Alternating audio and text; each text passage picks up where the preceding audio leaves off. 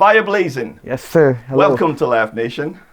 Welcome. You're one of the amazing DJs coming out from Canada right now with a great energy, with a great fan base, with a great understanding of what it is to be a modern DJ. But let's go back to the beginning. Yeah. Tell us how you got your name. Okay, first of all, my name wasn't Fyah Blaziin. I went by Rated R. Rated R. In grade 4, grade 5, grade 6, I went by Rated R.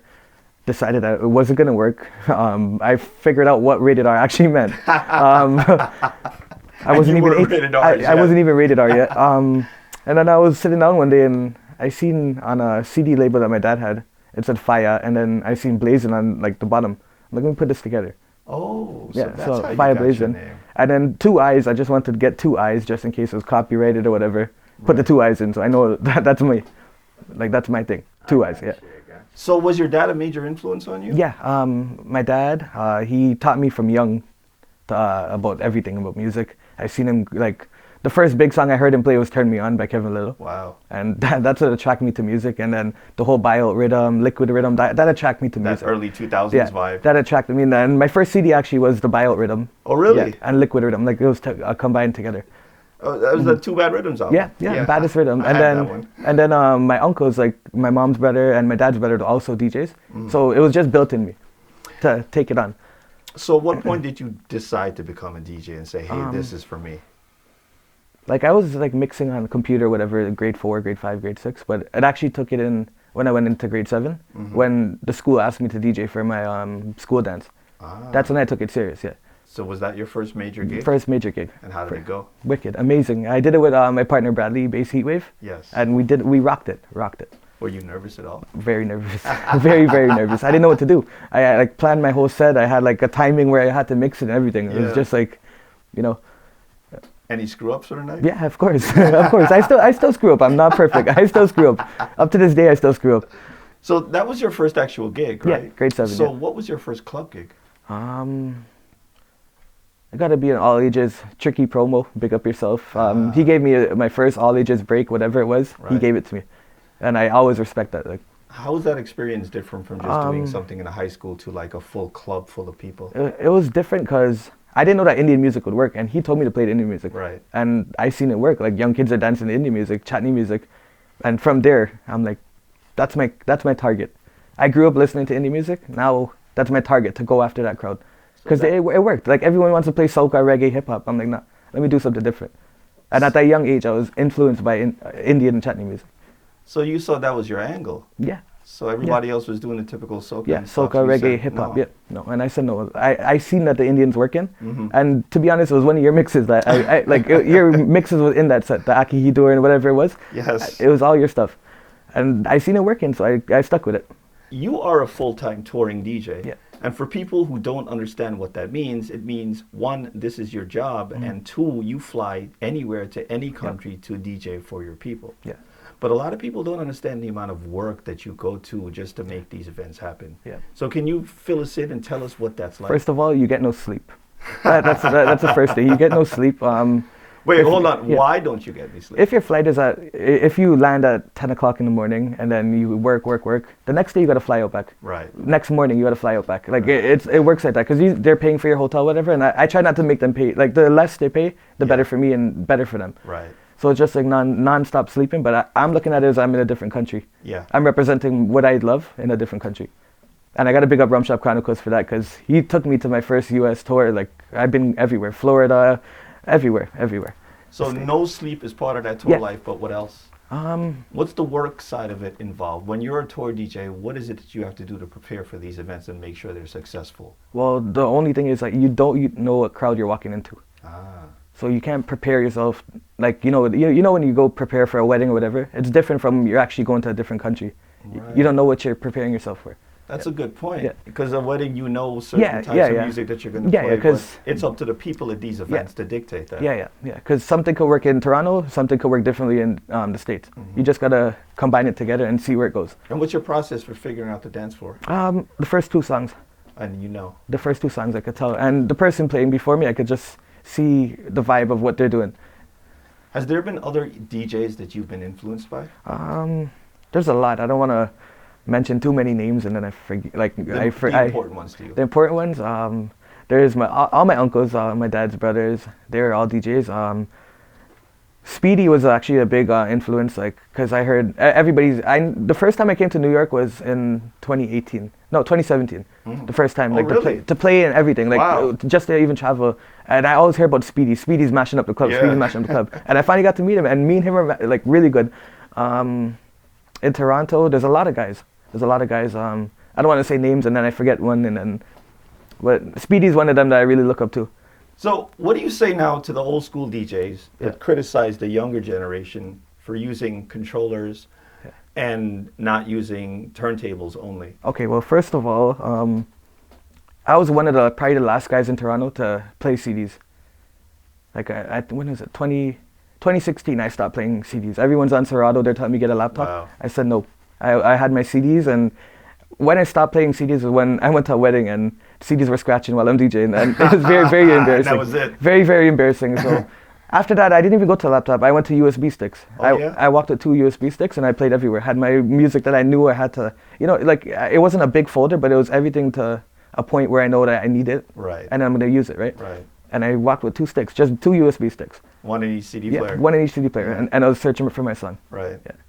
So what do you say to that argument? Because personally, I'm an old school DJ. Yeah. And I grew up in a time where learning to use the turntable to DJ was a qualification of your skill. Yeah. If you spent the time to learn to use a turntable and a mixer, that meant that you had a certain level of skill, right? Yeah. And it was an entry level to where if you came into our atmosphere, we knew you had a certain amount of skill. Yeah. And so the old school DJs say that, hey, these new school DJs are not spending time to learn that skill. Yeah. And within that, you don't learn about groove. You don't learn about reading the dance floor. Yeah. You don't learn how to cover when your CD is skipping, when your needle breaks off. Any problem, Right. But at the same time, what I've always said is that it's not the fault of the younger generation that they were born into. They were this born equipment, later, Right? Yeah. And also, the biggest thing about me is that it's not your equipment that makes the DJ. It's what's in your It's knowledge, the your DJ. musically knowledge. It's, it's not the machine. Yeah. It's the man controlling Definitely. that machine. So Definitely. whatever he is controlling will be the medium in which the music comes out. Yeah. Do you share that opinion? I do exactly what you just said there.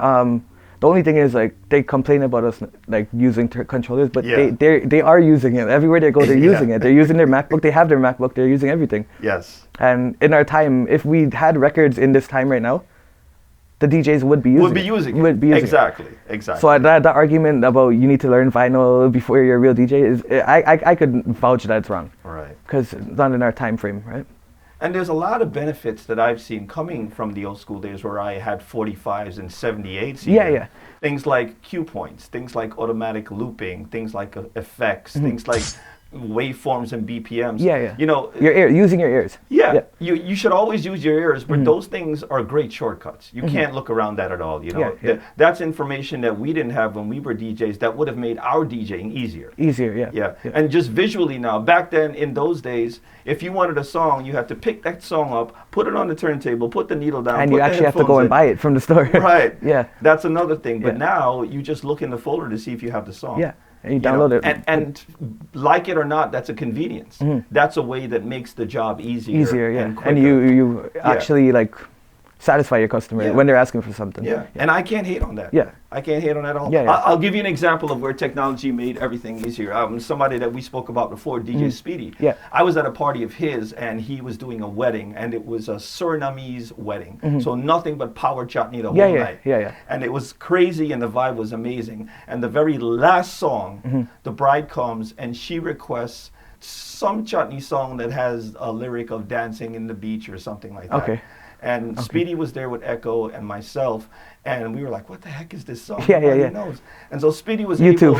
able to pull up his phone while a song is playing. Pull up a phone, go on Google, do a quick search, find a song that was by some Suresh somebody in 1999. Download an MP3, add it to his Serato crate, plug it in and play it as the next song. Yeah. And that's just the way that, technology, if you have that creative mindset. Yeah. And I think that's the barrier a lot of guys talk about nowadays, where something makes something easier now, but whether it does or not is up to the person. Yeah. It's not just of up course, to the it's not fact that gonna we have play. buttons in It's front not gonna of us. play. It's not gonna mix by itself. You gotta do it yourself. That's true. Yeah. That's true. and playing at the right time, playing something at the right time, wrong time. That's all on you. Yes. Who is Fyah Blaziin when he's not making music? I don't know if this is suitable for camera or not. It sure is, as long as it's the truth. I like to eat. Okay. I like to eat. My belly's big. I like to eat. I just like to think of different ideas to make money. Is that why your Instagram account is so active and so varied in the way that it is? Because one thing I've noticed about what you do, we did an interview with Rumshop Chronicles, and he said that he's never trying to post the same flyer twice in the same way. In the same way. manner. It's boring. Yeah. It's really, really boring. Like I see people's pages. I'm not calling them names, but like it's boring. You just want to unfollow them. You're tired of seeing that one flyer. Yeah. I'll post a flyer probably once and then 5 other promo and then that flyer back again. Right. But my story could be 100 tags of the same flyer. I don't care about my story, but my page, like people come on my page, they want to see different stuff, where I am, what am I doing, and I try to keep it not boring. Yeah. And I see that you take the time to actually talk back to people. Yeah. And interacting with your fan base, like in these days on social media, is one of the only ways to really build a solid audience, you know? You make one connection with one person and they're a fan for life. And a simple thank you goes a long way. And so long. Not many people know I like to cut deals with people. If you're buying 5 tickets from me or 10 tickets, I like to give you like even 1 ticket free, just to say that thank you. Yeah, I got you. And then when I see them, I talk to them. I don't act like, you know what, I'm bigger than this person, that person. I say hi. I like to talk to them, interact with them. Tell us some things that you've experienced that music has brought your way. Traveling is one. Like I traveled so many places. I did about 10 destination weddings. Wow. Yeah. Cancun, Dominican, Jamaica, like multiple times. I traveled to the US like every 2 months. Wow. And that's thanks to one person. He knows who he is. Yeah. I go all over, like Montreal. Like I go different places in Canada, and I love it. I love seeing different places. I actually met my girlfriend DJing in Edmonton, not from Toronto. Really? Yeah, I met her in Edmonton. And I just like, when I do my parties too, I like seeing different people. Like I do a party called like Sa, and it's a different color. And everybody buys clothes just for that party. Right. So if I'm doing a red party, everyone has a red top, they have a red shoes, something red. And that means a lot to me, that they actually follow the brand, they support the brand. Yeah. And like music is like, music is life. And without music, like I don't know where I would be, to be honest. Indian music especially, like Indian music has like a special place in me. Is that your favorite type of music? No. What's your favorite type? Dancehall is my favorite type of music. Old school or new school? The new school. The new school, I just like it in my car with the bass, but Indian music to me has like a special spot. Like, I don't know how to explain Indian music. And Well, I'll cut you short there. You don't have to explain it. You just know it. You feel it, yeah, right? And that's the beautiful It's not thing my about favorite music. type. It's not my favorite type, but when I hear it and I play it, like I know what I'm doing when I hear that. Yeah, it affects you in a different way. Yeah. And that's the beautiful thing about music, because you could sit still and a song could play and you could feel a completely different emotion. Yeah. You know? 100%. And that's why, like, packing the dance floor with people, like I always tell people about the DJ high, where when you're a DJ, when you got that dance floor packed with all 300 people and every single song you play is what they want to hear, there's nothing. There's nothing else that could beat that. High. Yeah. And I've taken a lot of drugs in my life. Yeah, nothing else could beat that feeling. Do you have any advice for newer DJs who want to get started, that see you having a great following, that see you doing big parties, that see you with big names? They always say it takes 5 years to be an overnight success. So this didn't happen. You've been putting in work for years, but do you have any advice for the guys who are just starting off? There's always something that you could do to be better than yesterday, you know? Yeah. And that's all I gotta say. Keep pushing and don't give up. And if you see that you're falling down, there's always gonna be an up. There's always going to be an up, and just everybody wants to play the hot stuff. Don't play the hot stuff. Go for what you want to play and go different. So think outside the box. And if you need help, call me. I got the young guys. What things can we look forward to in the future from you? Well, me and the team got a lot of big shows coming up with a lot of artists.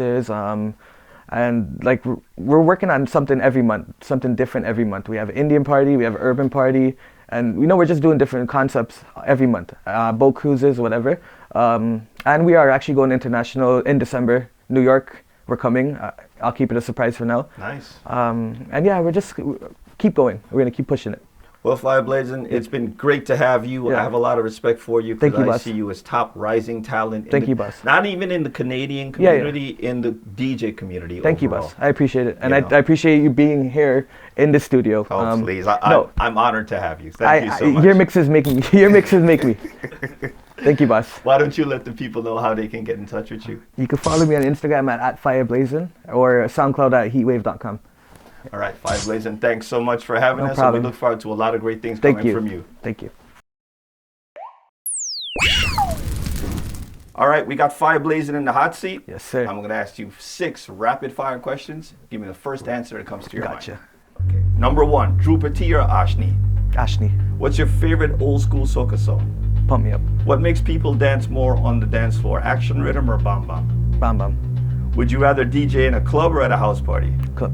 Do you prefer dancehall or soca when driving? Dancehall. And the last and final most important question, Hassa or Gilbaka? Get back up. Thank you guys for having me. All right, thanks for having us.